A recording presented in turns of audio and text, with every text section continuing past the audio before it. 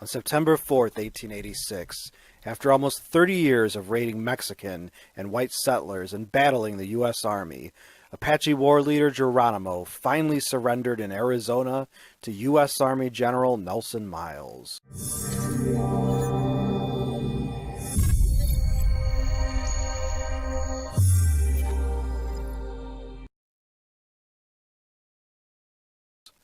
Geronimo's actual Apache name means one who yawns.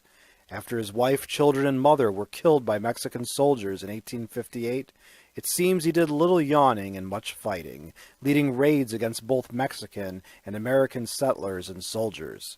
Although Geronimo's hatred was mainly directed at the Mexicans, his raids of theft and murder of Americans had the U.S. Army chasing him and his band of warriors across the Southwest, while the Mexican Army did the same south of the border, also with negative results. However, the borders meant little to Geronimo, as the Native Americans thought they owned the land in the first place. Geronimo's tribal heritage was Bendonkohe, a subgroup of the Native American tribes generically called Apache by whites. Although himself not a tribal chief, he was the leader of his band of Native American resistant forces that fought pacification. When he surrendered, he was taken from fort to fort across Texas and the South before settling at Fort Sill, Oklahoma. He never returned to his native lands.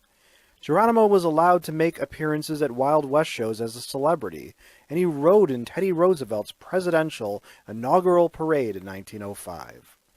He died at Fort Sill of pneumonia in 1909 after falling from his horse and laying in the cold all night.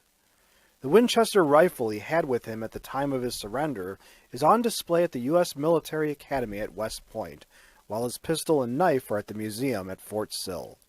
A controversy over whether or not his skull and possibly other bones had been stolen during World War I has never conclusively been resolved, although it is likely to be a hoax.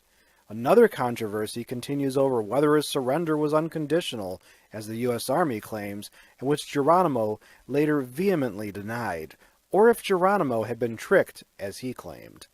Geronimo has been called the worst Indian who ever lived and Geronimo the Terrible, but in a History and Headlines twist, his name is yelled by American airborne paratroops as they jump out of airplanes. And he ended up having a total of 9 wives. He sure had a full life for a guy who yawned a lot.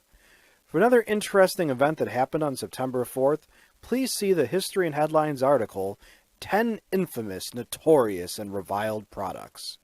If you like this video and would like to receive notification of new videos, please feel welcome to subscribe to History and Headlines. Your viewership is much appreciated.